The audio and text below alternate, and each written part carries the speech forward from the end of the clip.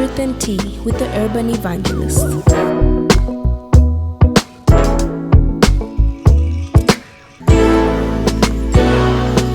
Welcome to Truth and Tea with the Urban Evangelist.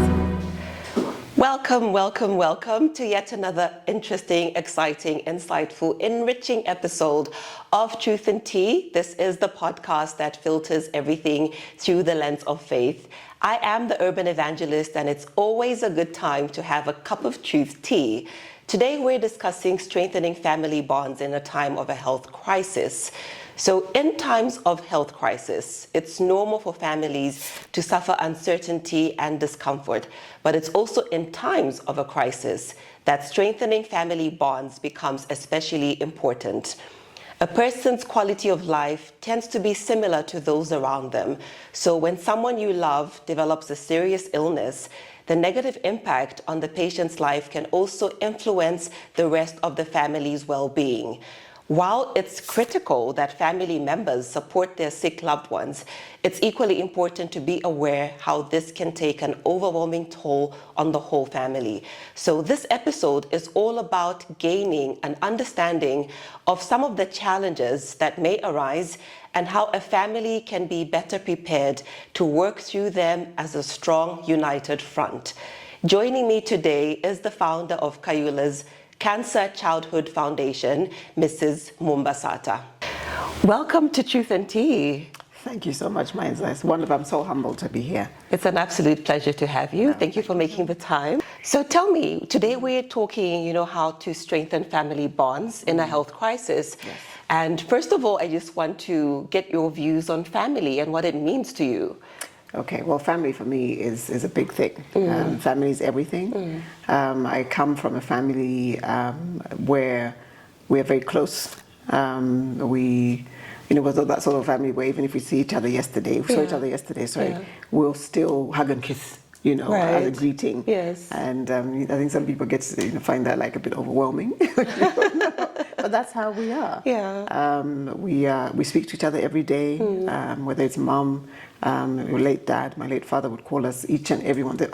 We're four of us. I've got three other siblings. He would call us every single morning. Wow. And I think that was one of the things that we miss when he, when we were burying him.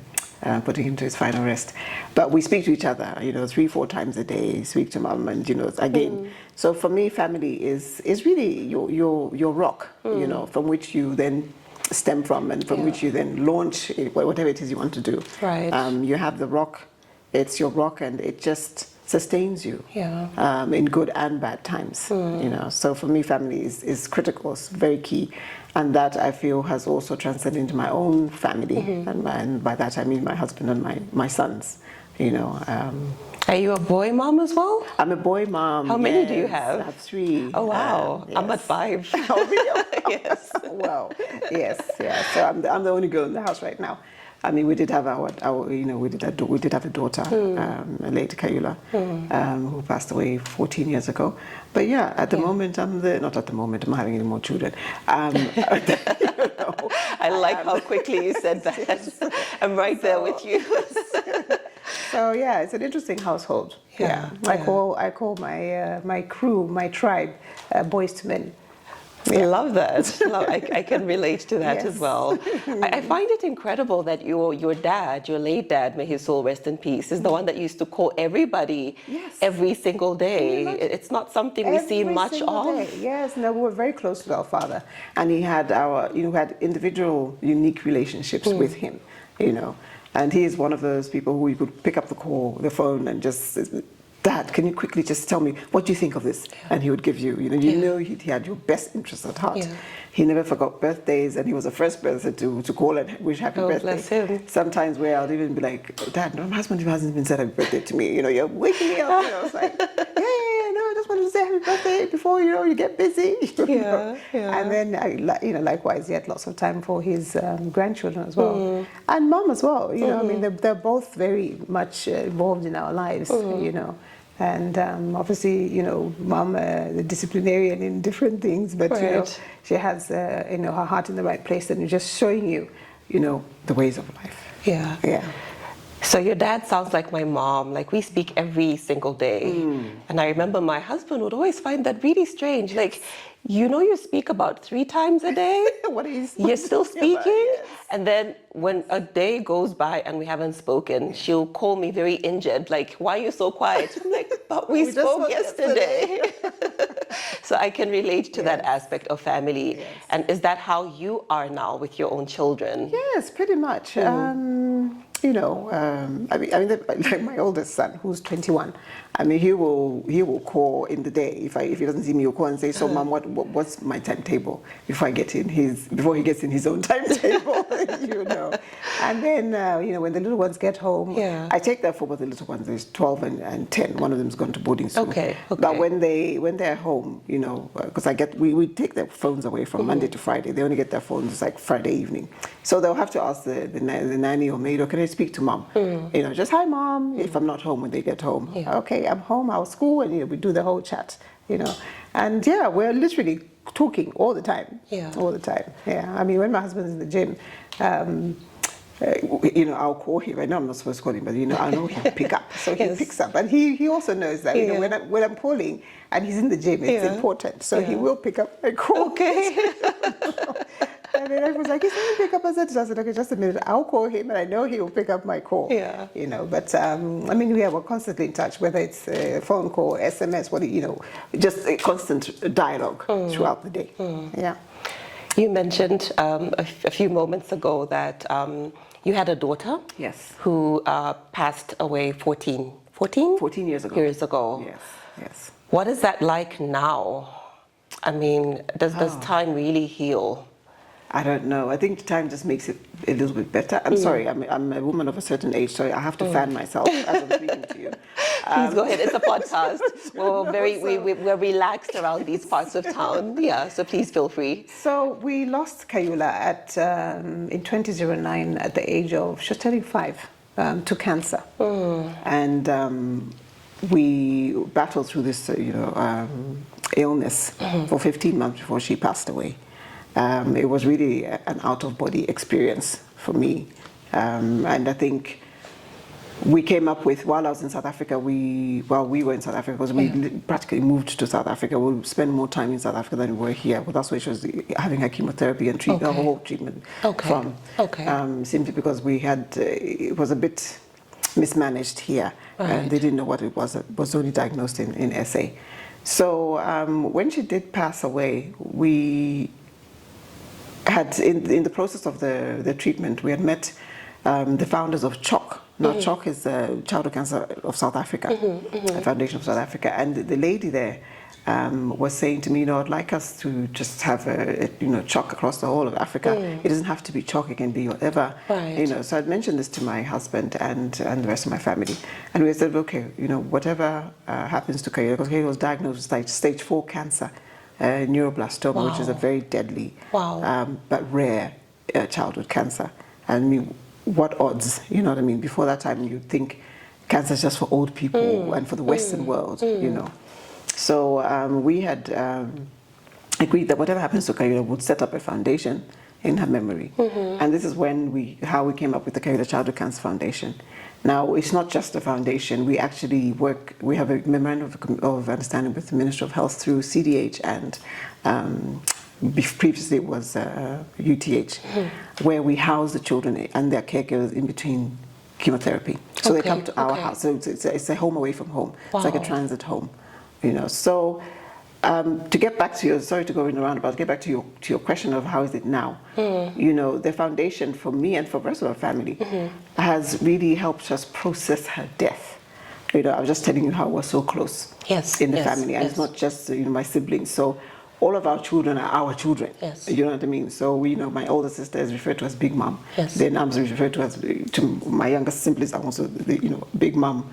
In fact, they call us Big Mom Mase, according to her daughter, and I'm Big Mom Chanza, because of my son who's in the middle. Then there's auntie and uncle. So I've got 3 sisters and a brother.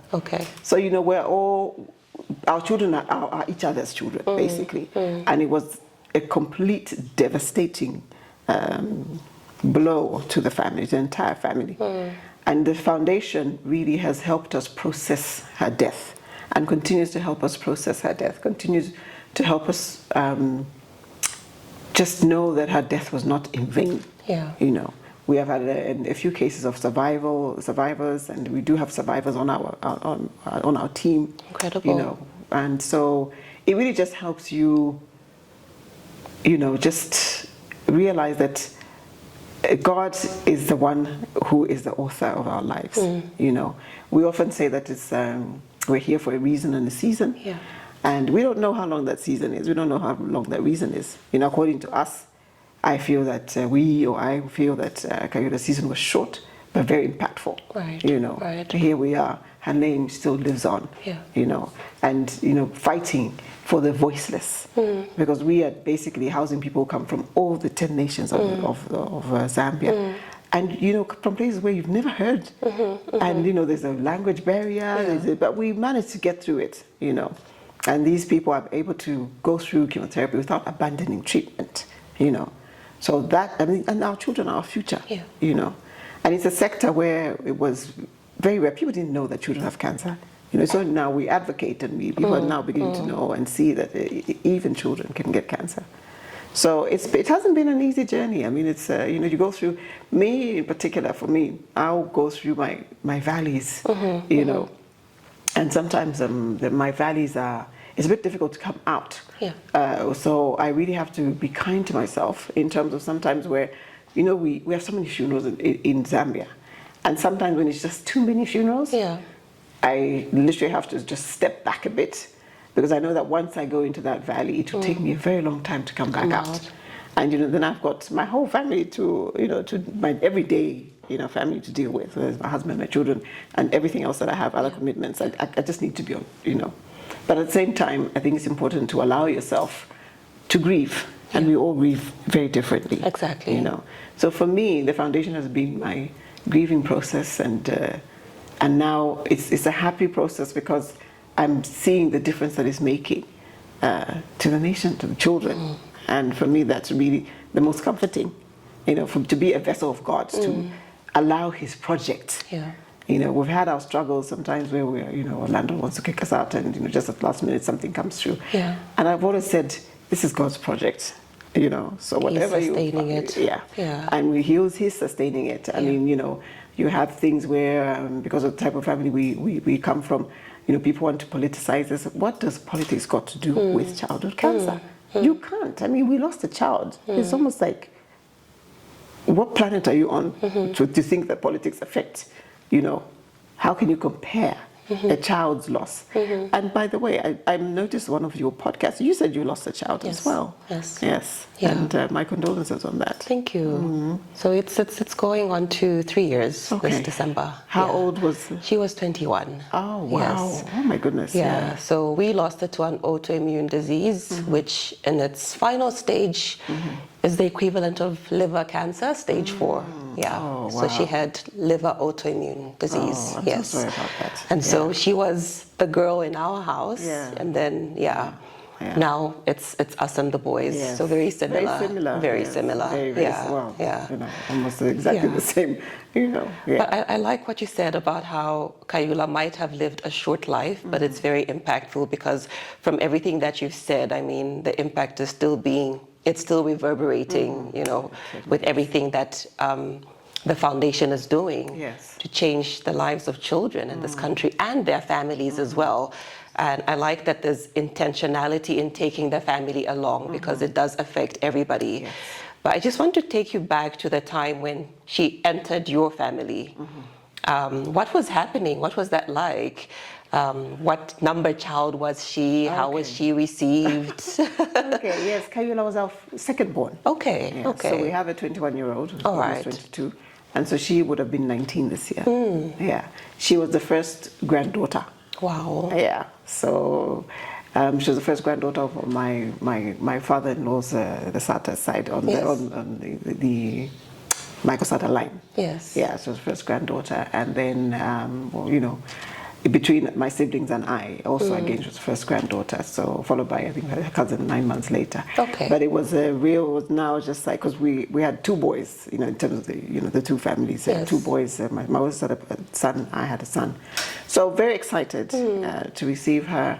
She was named after a late aunt of mine, and also her name was Zina, named after my husband's late sister. Okay. Yeah, so very excited. I mean, she was quite close to her dad and her paternal grandfather, very close, and also my father, took them on. So it was exciting times. And then when my older sister had a daughter 9 months later, they were also quite close. They grew up together, always like, the two of them. She started school, she went to the French school. Okay. Yeah, so she was actually even at school, Yeah. And she was a girly girl. Very, very girly, pinks and purples, just pinks and purples. I remember one time her father bought her some Crocs and they were beige. Oh, wow. And that's how she refused And to she was wear not these. having it. Tell you, I think those Crocs stayed like 6-7 months. And Dad tried to convince her. She was just not interested. I think I had to buy a little pink attachment or something, yes. and that's when she wore them, But she was a very girly girl, and very close with her brother. Kunuli, who is one of our main volunteers at him and his cousins, the main volunteer, the brothers basically. Okay. When I say brothers, I mean my siblings' children also. Very strong volunteers for the foundation in everything they do. Yeah, so it was an exciting time, and I think her going to the French school and learning in French, speaking English at home, was very exciting for my mother, because my mother was brought up in Congo, so she's Francophone. Ah, okay. Even though she's Zambian. Yeah, so she thinks in French, and was very excited about having this, granddaughter who she could, was looking forward to speak to in French. Yeah, so it was exciting times. She was diagnosed with cancer at the age of 3. Yeah. Did that happen suddenly? Were there telltale signs? When she was in her 7 months, 8 months, 9 months old, she had like lumps in her, behind her, in fact on her neck. Okay. And when I took her to the doctor says, oh no, maybe it's because how us African we like to plait our baby's hair. Yes. No, it's because you're pulling her hair. So there's the lymph nodes that have grown, so just stop plaiting her hair. Okay, stop plaiting her hair. We carried on, she started school, and meanwhile these lymph nodes never went away, But the doctor said there was nothing to worry about. So she carried on with school, and at school, one day she came back with a limp, So, Kayula, did you fall? Yes, I fell. But this is like a 3-year-old you're doing, so maybe she might have hit herself. Why are you dragging your leg? Yes. So then the next 2 weeks, I think or so, the headmaster of the French school called me in one mid-morning. She says, Mrs. Sata, can you please come here?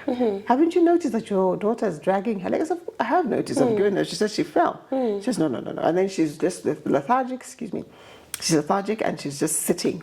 So I went and picked her up mid-morning. And she was, at that point, she was just almost weak, Took her to the doctor.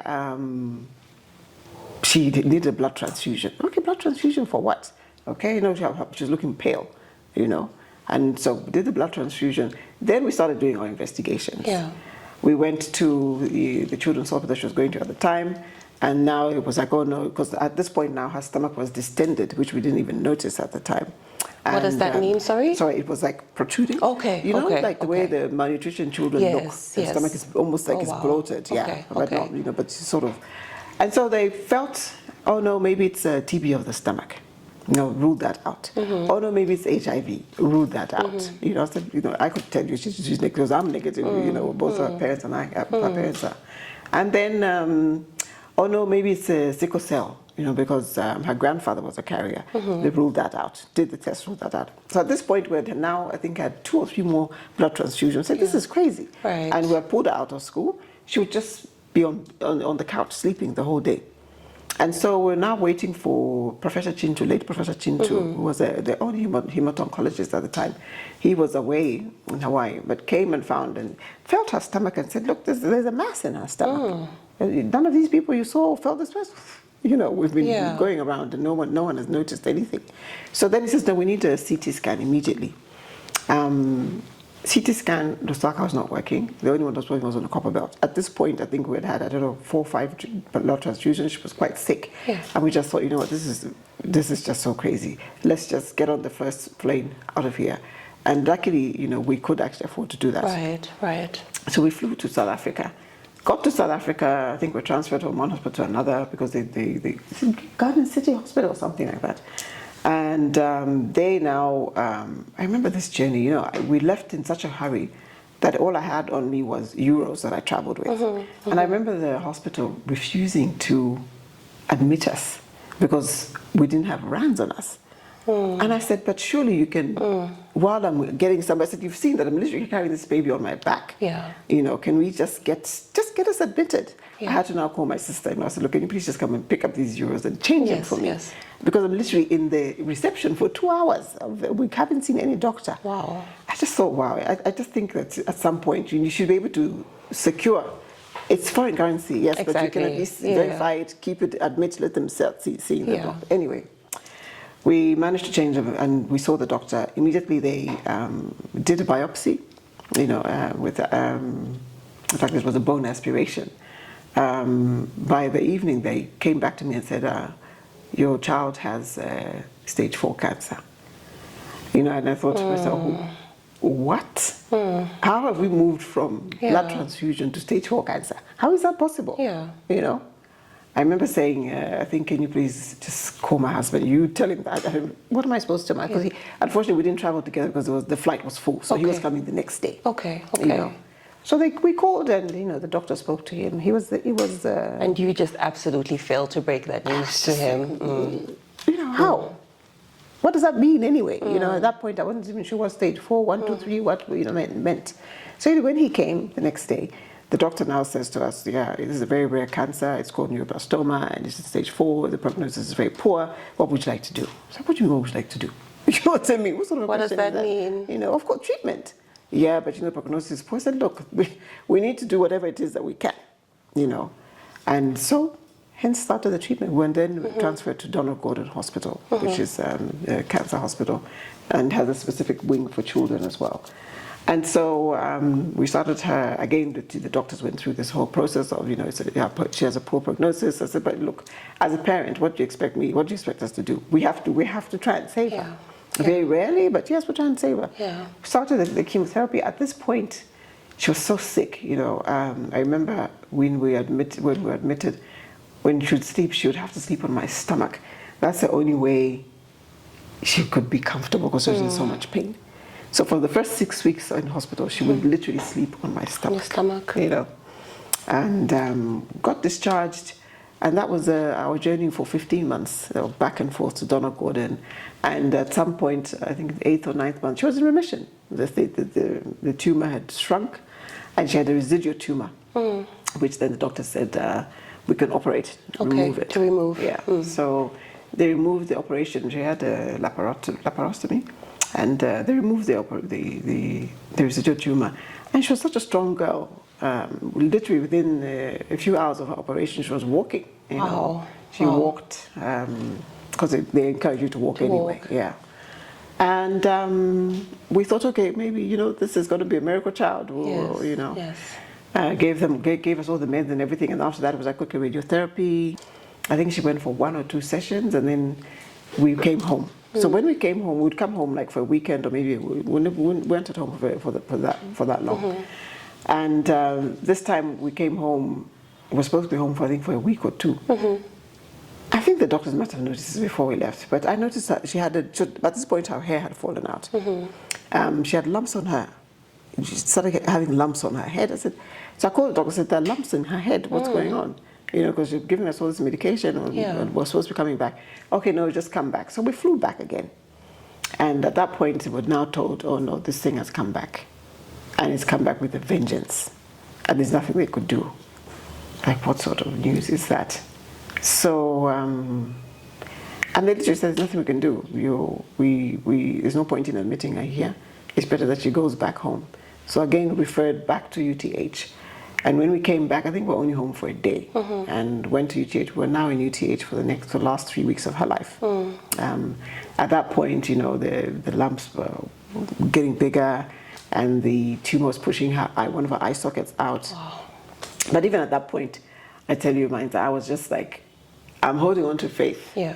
You know, I've been praying. We've been, you know, how many times have we prayed over this? You know, we've quoted 1 Peter 2:24. We, you know, Jesus Christ took up our stripes and our, you know, our disease, and by His stripes we are healed. You know, Psalm 91. I mean, what didn't we pray? You know, at some point during the whole praying journey, I didn't want to go to TB Joshua. I was telling my pastor Walker, I'm going to TB Joshua. I have to go. So then, you know. They would say to me, look, we're all praying, and my connection group would pray. You know, the type of prayer we're praying is not going to be any different than what you're going to get at TV Joshua's. But you know, you're so desperate as a parent, of course, and you're willing to do anything. You know. So the last few weeks in the hospital, every day, we had so many visitors come through. And then we noticed there were other people in the hospital who only didn't have visitors. You know, I remember my father-in-law would every day would bring a big, whatever it was, whether it was yogurts, bananas, and you know. Then I would then just distributing the ward as well. We had several people bringing us breakfast, several people bringing us lunch, several people. It now got to a point where family would come and sit and have breakfast with us. You know, because there's that much food. Someone would come and sit and have lunch with us and supper. And this every day. And this is what I was saying about family. You know, I didn't have to worry about food or anything, nothing at all. And even when I was there, you know, they would be like, okay, you know, you can go and take a walk. We've got this. We'll be with her. You know, we'll feed her, and you know, at least we'll just give yourself some time out. And so, I remember the day she died. We were all of us, I think Mum had asked me the night before to go home. I hadn't been going home for 3 weeks, you know, so she said to me, we'll stay. So for 3 weeks you were just in hospital. You didn't go home? I didn't go home. Okay. I think I went home once to just get something. And so the night before she died, Mum said, no, just go home and just have a good rest. I've got to think, I need to ask her whether she was told something. You know, it's only now that I'm speaking to you that I'm thinking, maybe she was actually told something. And I said, no, Mum, I don't want to go. Why should I go? She says, no, just go, you know. Just go and, you know, go with your husband and we'll be fine with her. She had a young sister there, my aunt. And so they stayed with Kayula that night. And when we got back, at this point she had been receiving blood transfusions, but then she started rejecting the blood, you know. And when she started rejecting the blood, then that's it. It's really, you know, game was over. At that point, I was still thinking, this is going to be a miracle baby. We're still, you know, we're just going to get up, you know. I was thinking of how Jesus raised, you know. And I just thought, you know, this story can't just end like that, you know. So there was an uncle of mine in hospital at the time as well who had the oxygen. And I was like, oh no, she needs an oxygen, but the oxygen machine is in the adult ward. And I was thinking, there's only one oxygen machine in this whole hospital. You know. But you know, when they're trying to just, I think they're basically just trying to delay. They know that the patient is going, basically, you know. So when she passed away, I remember the minute she passed away, I picked her up. And I just said to her, well, she was a believer. In her small little body, she was a believer. She knew Jesus Christ, and she knew God, and she loved Christ. And CC Wine is one of her favorite gospel singers. Wow. You know, so I remember just saying to her, God loves you, and it's okay. I remember a few days before that, Pastor Walker had said to me, because she had gone into crisis, and he had said to me, you'll be fine, it's okay. And I said, no, Pastor, I'm not going to. I'm just not ready, you know? But I can tell you, my family church and my family, oh my goodness, I wouldn't have done this without my family church. And they would check on us and just hold us, literally hold us, you know, throughout they held us right through the whole process. And so, you know, I held her, and soon after, literally, I think a few minutes later, my husband came and got her from me, or her body at this point. And then I had to just go to the bathroom. And when I went to the bathroom, all I said, okay, God, over to you. Literally, that was my moment. My God and I, just one-on-one. I said, over to you. So you're going to give me the strength to go through this. You're going to show me. You're going to just, everything will just be fine according to, you know, how you've planned for this particular time in our lives. And then came out, and you know, there's everything, you know, everybody's rushing around and doing whatever. And we carried on. It's funny how the other day I was at we've had so many funerals the past few weeks back to back. So we were at a funeral of a friend of mine's father. And a friend of mine was saying to me, oh, some of my close relatives, are not even shedding a tear. Then she says to me, it's like you, when your daughter died, you were just like poker-faced. I said, what do you mean? She says, people were actually talking about you outside that you're just poker-faced.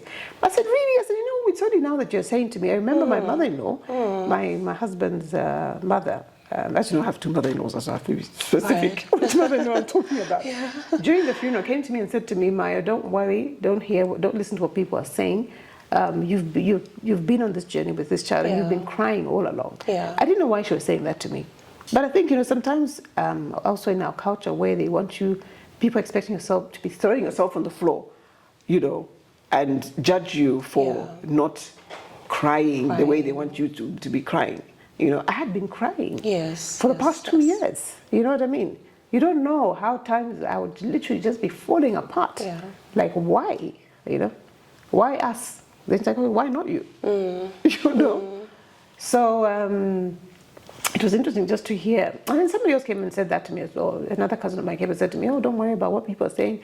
You can cry when you're... So I'm thinking, why are these? But I just, why are you talking like that? Yeah. But it's only now, 14 years later, can you imagine, that You've connected the dots. I've connected the dots, And I'm like, you don't even know at which point, you don't know the journey, how painful this journey has been. Yeah. Nobody wants to bury that child. You can't, they're supposed to be burying us. And you have so much hope, So it's been a very interesting journey. Sometimes I feel like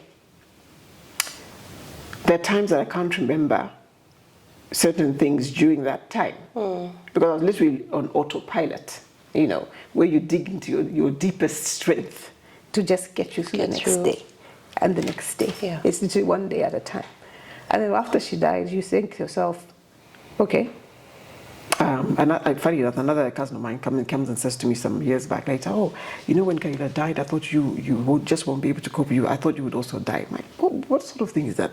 Why would you say that to someone? Okay. That's an odd thing to say. Very odd. I was like, okay, anyway. Do you realize that I am rooted in God's grace? And I remember 2 years before Kayula died, there was several programs on faith. And I kept thinking, why are they faith? But it was building up. Yeah. God he sees everything before, as he knows. So he builds you up. Yes. He strengthens you up, And which is why I was able to go through the funeral without rolling myself, because I knew who strengthens me, I knew who is going to give me the grace to go through. I'm an event planner, so I'm one of those baby... I'm in the detail, so in terms of her program, her new program, I have to be there myself, so I have to excuse myself, go and be, choose each verse and choose each poem and choose each picture. I chose them, you know what I mean? You were present. I was present. Yeah. Obviously, I bounced a few things off my husband, but we were both very present. And I think that's the thing, both of us are very, very present in our children's lives. He went and he said to me, what sort of coffin do you want for her? Do you know, the few days before she died, I had a premonition. During the day, I was at the hospital with her. I saw this pink coffin. A pink and white, pink and silver coffin. Very vividly, And when I said to my husband, I want a pink and white coffin, the same coffin I had the premonition of is what he found. He couldn't even find it. He had to have it made. So I wasn't even there. But can you imagine how they just connected, the spirits are just connected, And I find that relatable, especially that God prepares you somehow for what's coming ahead. Because leading up to our daughter's illness, like when she now just began to take a turn for the worst, I remember a whole week where I could not sleep. I would open my eyes and I'll just I don't want to be weird and say like I heard an audible voice, but really it would just be dropped in my spirit that you need to pray over your children. They're in danger, and I didn't know which one, and which one, because it wasn't clear like that. But I remember praying and fasting and just going into a time of serious prayer and fasting. And I'd say to my husband, something is wrong. I don't know what it is, but I think the kids are in danger. And I'll just pray and pray and pray. Then again, some things only make sense in hindsight. When you look back, you're like, okay, I see what God was trying to do there. You know, just like you said, build your strength for what's coming ahead. I just want to go back to, you said Chanza, your first? No, Kunyuli. Okay. Kunyuli. He's the one who's 21. He's the one who's 21. Okay. So that was like a 2-year gap. 2-year gap. Between them. And you've talked about having been traveling, like, you know, back and forth between Zambia and South Africa. 15 months. And you did not go home for 3 weeks. And you've got a 2-year-old. How did you manage? No, not 2-year-old. He was older than her. He was older than her. So he was 7. He was 7. Okay. He was 7. Yeah. But how did you juggle that period? In, you know, on the one hand, you're trying to be there for your daughter, but there's also your son in the picture. Yeah. It's funny you ask about that. Remember, I was saying to you how we're very close. Our family's very close. So the times that we were in South Africa and Mulenga, my husband, would have to come with us. He would leave them at my sister's house. Because she has a 24-year-old and a 21-year-old, so very similar in ages. At the time, they were going to the same school. So it worked perfectly that they, you know, Kunyuli would be with my sister and her children. And he would, you know, they were all in the same grade. He was in the same grade with one of our children. So they would just... Life would just carry on. They would go to school, come back, and you know, because they were so used to being in each other's houses, it was just like his second home. So again, here comes family, you know, where I didn't have to worry about Kunyuli, because he was with my older sister and her husband, and he was in a family setting, you know. However, having said that, he did feel the fact that, you know, he did feel the attention, focus, it was shifted, and the focus was on Kayula and Kayula. And I remember there was a time when he came to South Africa, and because South Africa was more like our home then, so he on holidays he would come to us. You know, if we're not able, because literally I think the longest we come to Lusaka is 5 days.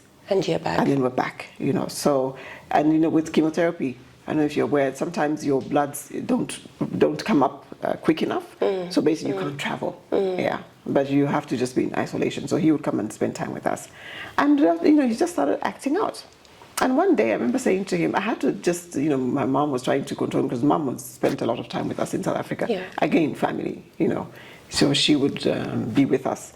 So she would be like, no, I don't know why I don't know why Kunyuli's acting like this. So I had to get myself away from Kayula and just have a one-on-one with him and say to him, your sister is very, very sick and she could die.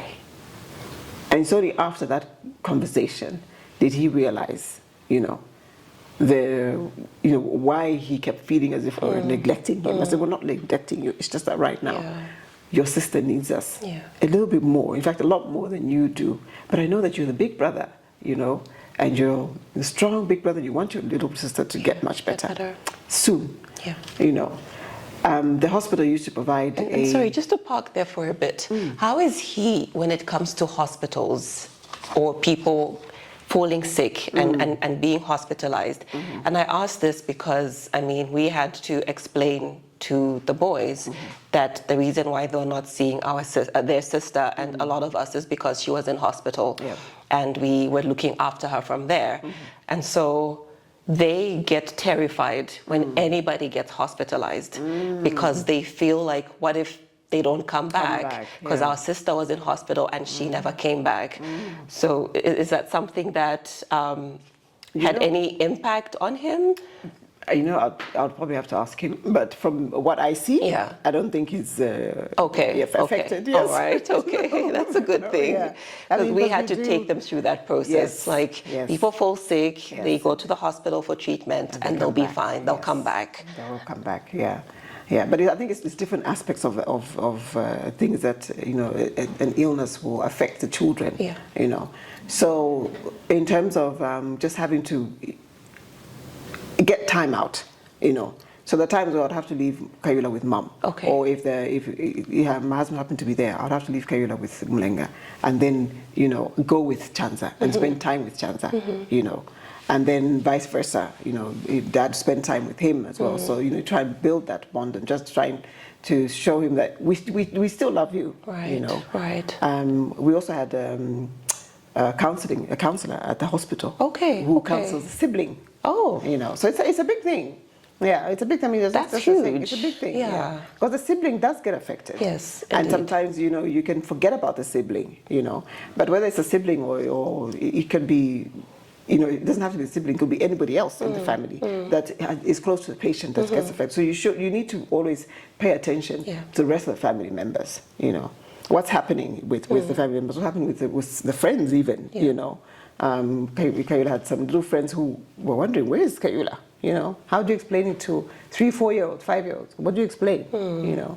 I was telling you about my sister's daughter, who was very close, 9 months younger than Kayula, and they were very close. But what I remember distinctly is after Kayula died, my niece never went back to Sunday school because they were always together at Sunday school.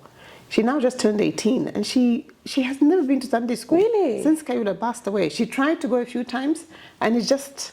She couldn't. She couldn't. And now, it's only now that I think we neglected that aspect, because she must have been going through her own issues, and, hopefully as we speak, because I think sometimes you tend to forget, and especially because she's a quiet girl. So she internalizes a lot. Yeah.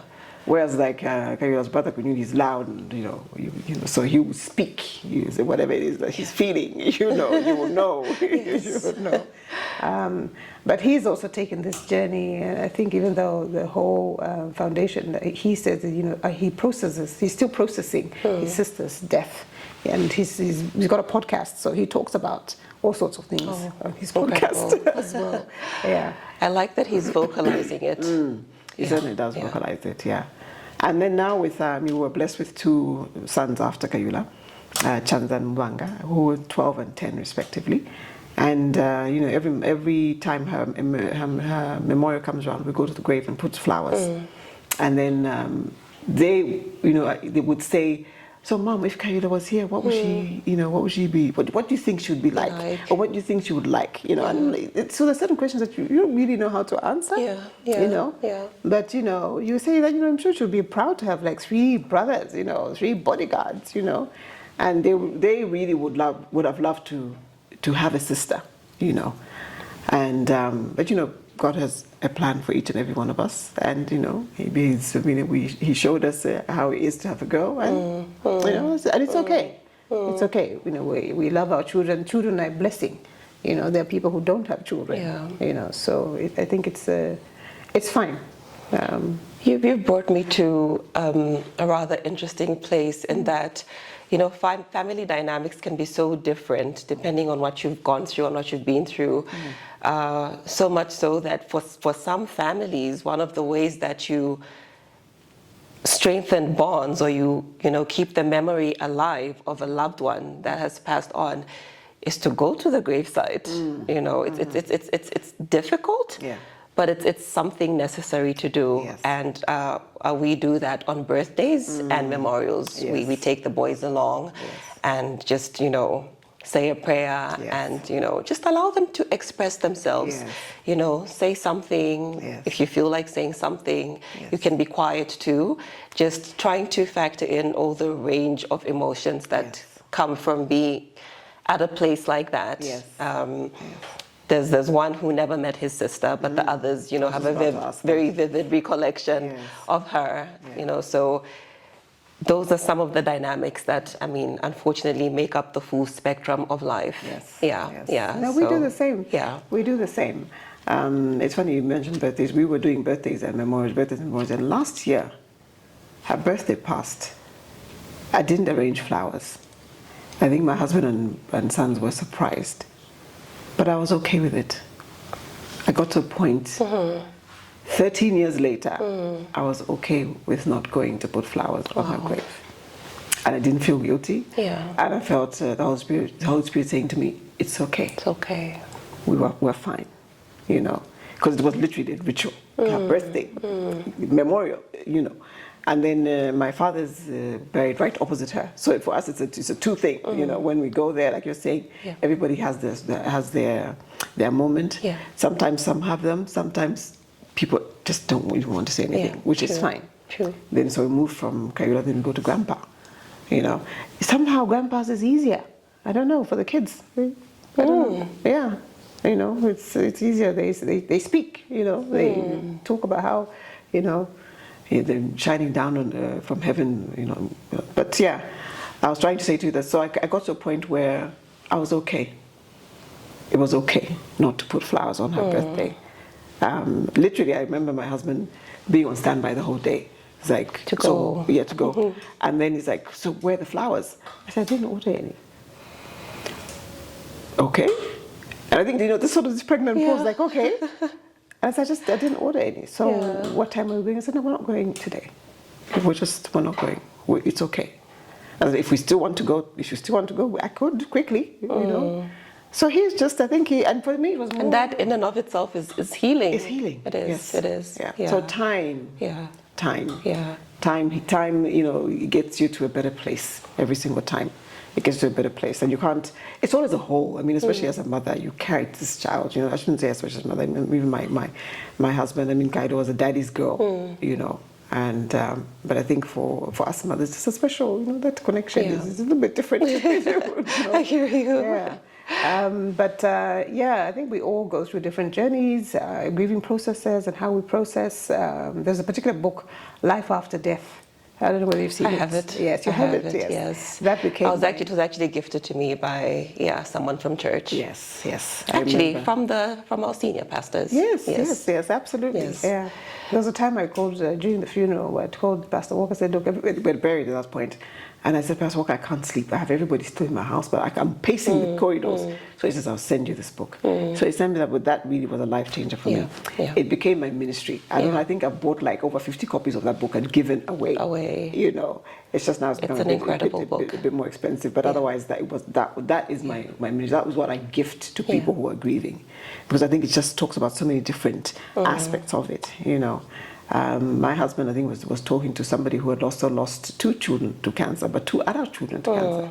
A very good family friend of, he was much older than us. He was actually a friend of my late dad's, but he was also a friend of my husband's. And he, I think, also walked through that journey. I think man to man, they were able to just talk about, you know, stuff. Because it's difficult, as you know. We grieve differently as women, we do, and then we talk. We're a bit more expressive. Yes. So I'll tell you, you know. Whereas with guys, it's kind of, you know. So I also didn't want to push the way I was grieving onto my husband. You know, we had to grieve differently, and you know, with whichever method is comfortable, but together. You know, so separately but together. You know. So it's been It's been quite the journey, over the years. Quite the journey.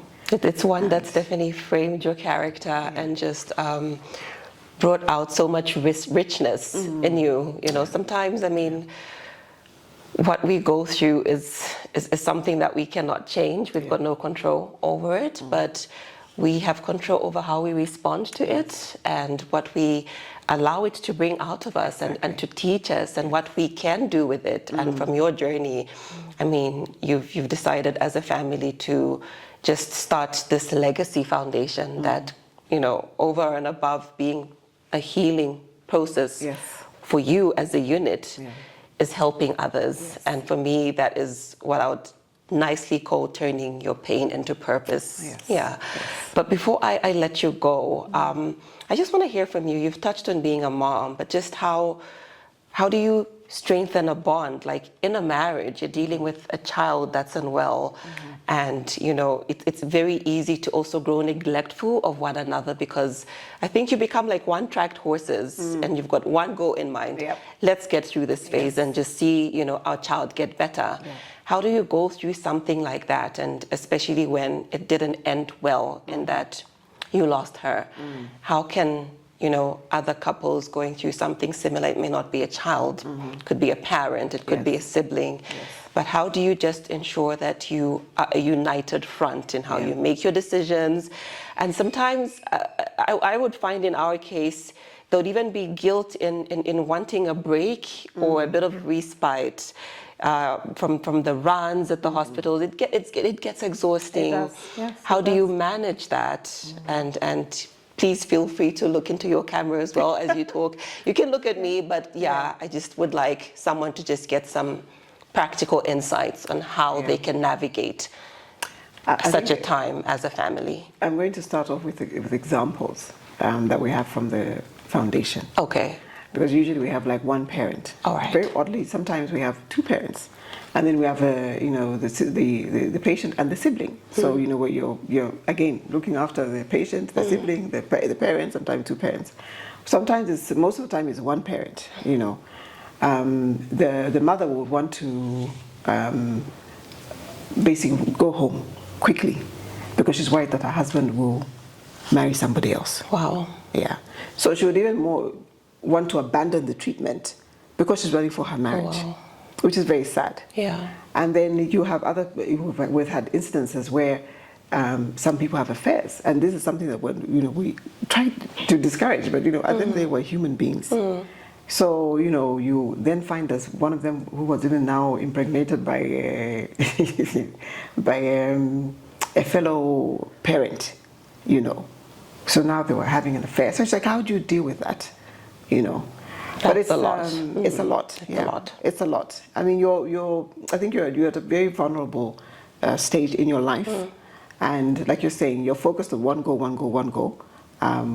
You have to keep the lines of communication open with your spouse, and at this point, when also just giving us each other turns. I remember when Mlenga would come, he would then, if she was at the hospital, he would stay at the hospital and I would go to our apartment. Okay.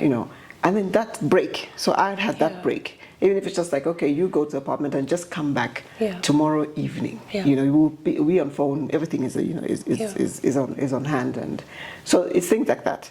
But at the same time, one of us had to work, so we both couldn't be there for her. He had to work, so I was there. And so, which is why we were away and they were away. So he would come maybe every 2-3 weeks or something like that, or then we would come. And at that time, you have to just take a break, especially if mom was around. So mom would stay with Kayula, then we would go out for dinner, for example.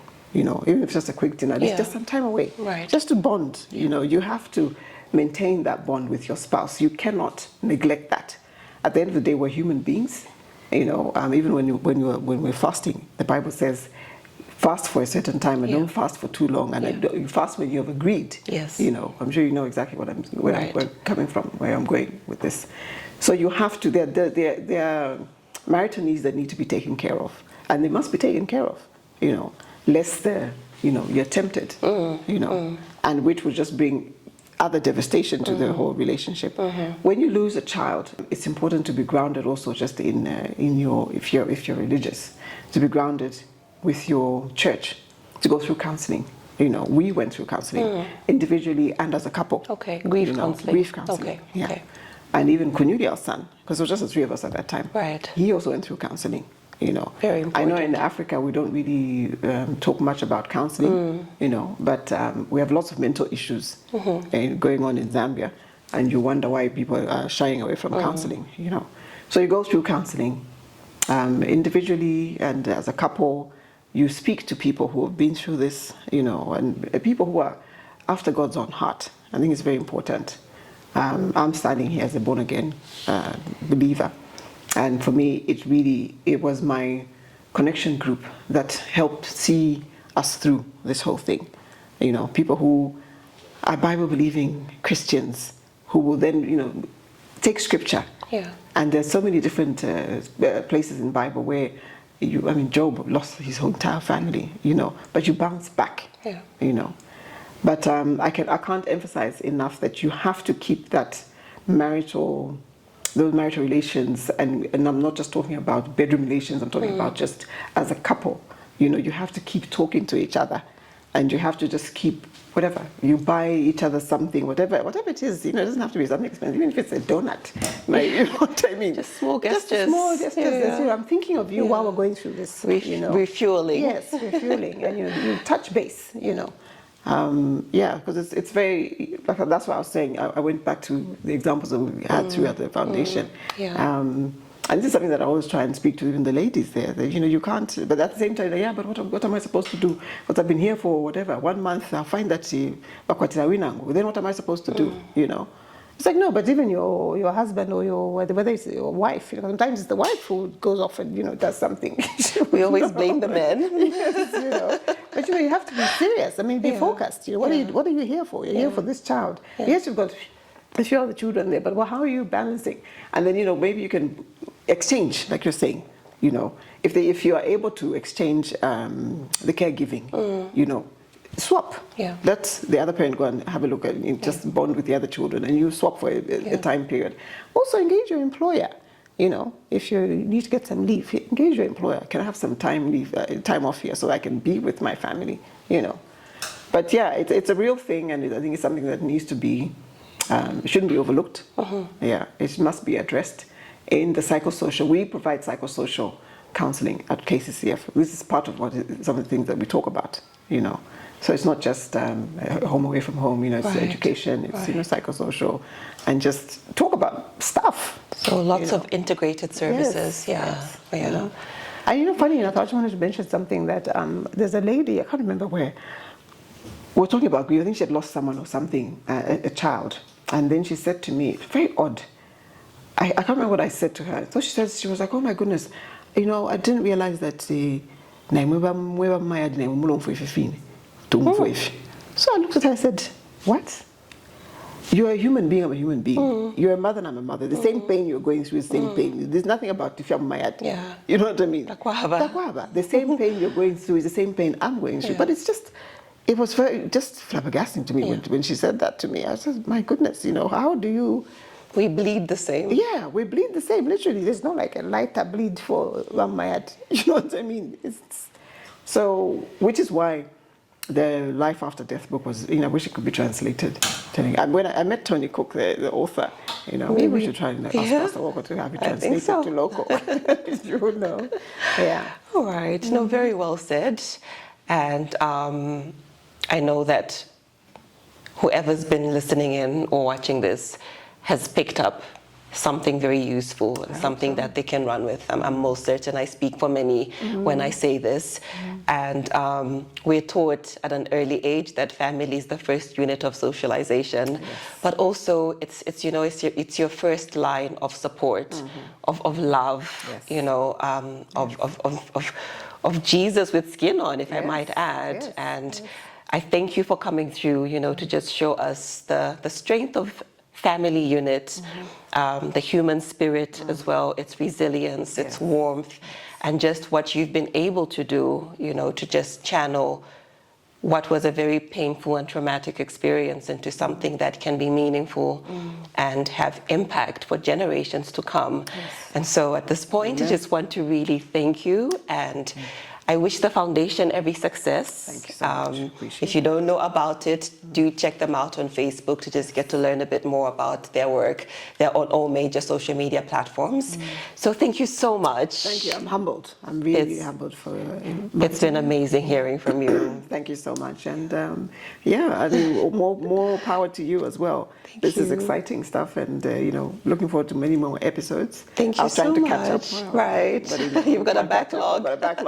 Until you get to yours. Yes, no, but thank you so much. It's been a pleasure. Thank you. Thank you. Okay. So thank you for watching. Thank you for listening in. Remember, this show comes on Radio Christian Voice every Mondays at 11 hours, and we do upload it onto YouTube, so you can also catch it there every Tuesday at 8 a.m. I'm the Urban Evangelist, and thank you so much for joining us on this conversation that was entirely filtered through faith. Have a blessed week ahead.